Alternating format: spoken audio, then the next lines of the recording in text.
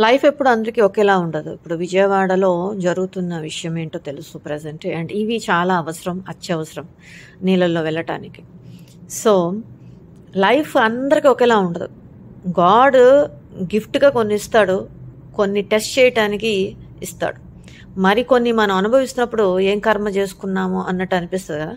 So, కర్మ ఫలితాలు కొన్ని ఉంటాయి. అందరూ ఆనందంగా ఉన్నారు అని కాదు. దూరపు కొండలు నునుపు, దగ్గర పోతే గరుకన్నట్టే ఉంటాయి అందరి జీవితాలు. కానీ కొంతమంది చెప్పుకుంటారు, కొంతమంది చెప్పుకోరు. చెప్పుకోనంత మాత్రాన వాళ్ళకేం కష్టాలు లేవని కాదు. నవ్వులు చూసినంత మాత్రాన వాళ్ళ లైఫ్ అంతా నవ్వులని కాదు. నవ్వుల పాలు అయిన సందర్భాలు కొన్ని ఉంటాయి. అండ్ వాళ్ళు చెప్పుకోలేని బాధలు కొన్ని ఉంటాయి వాళ్ళకి. ప్రతి గుమ్మానికి సమస్యలు, కథలు, వ్యధలు, చెప్పుకోలేని కన్నీళ్లు, కహానీలు, కోకొల్లలు. అండ్ కొన్ని ఆపత్తులు, విపత్తులు వచ్చినప్పుడు తాయెత్తు పెట్టుకోవటం అనేది కాదు. అసలు ఆ కాన్సెప్ట్ నుంచి కొన్ని మనం నేర్చుకోవాలి. పాఠాలు, గుణపాఠాలు, కలయిక జీవితం. కరోనా నుంచి మనం ఏం నేర్చుకున్నాం? ఇంకా నేర్చుకోలేదు. అండ్ మన వరకు వస్తేనే కొన్ని మనం అనిపిస్తుంది మనకి కదా.